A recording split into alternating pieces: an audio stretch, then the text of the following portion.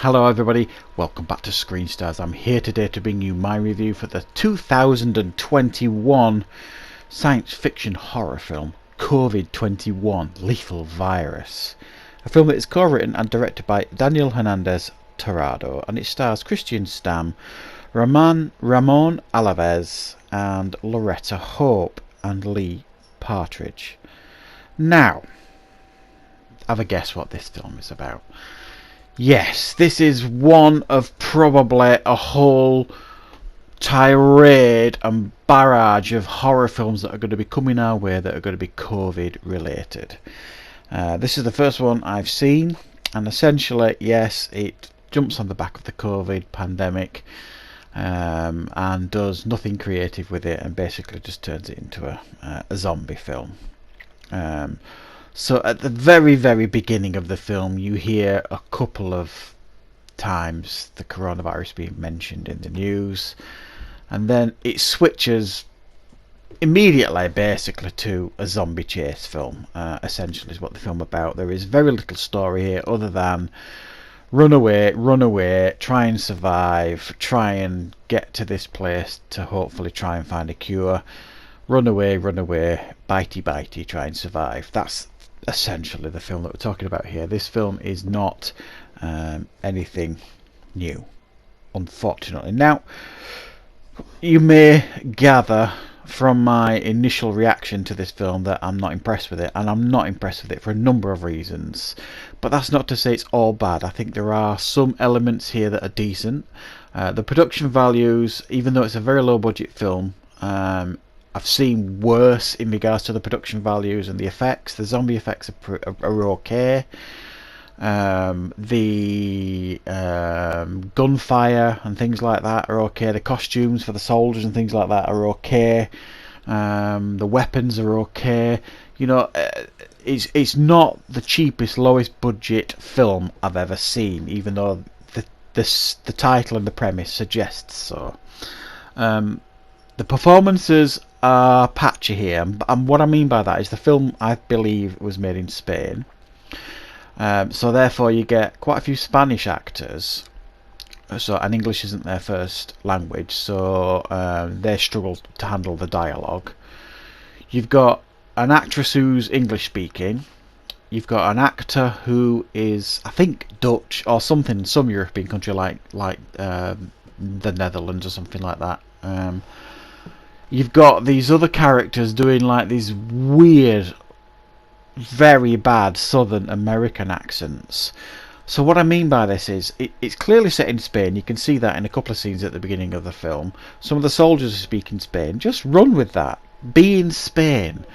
And then they put all these characters in that try and make you think it's maybe set in America, because you've got these guys speaking a Southern American accent really badly, and you've got this scientist who's got an English accent, and you've got this other guy who's got some other nondescript European accent that I think's Dutch.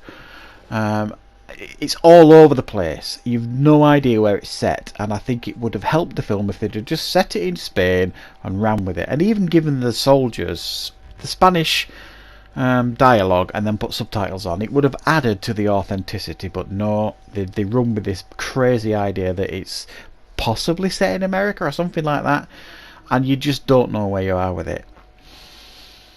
The shaky cam here is nauseating. Many of the times, much of this film is chase scenes, running away from zombies, and clearly the camera guy is running after them with a camera in his hand, and it is really bad, nauseating, and you get that consistently throughout the film.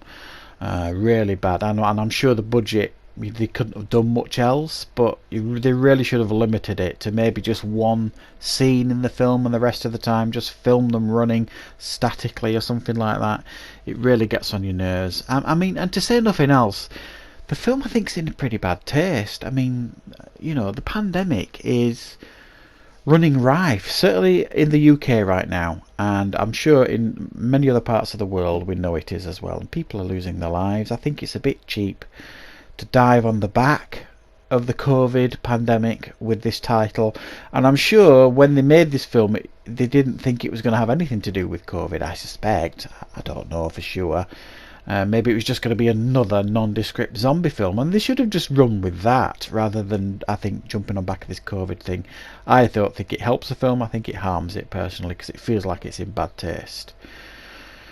And yeah, other than that, there's nothing else to speak of really about this film. If you like to see people running away from zombies, you're going to see a lot of that.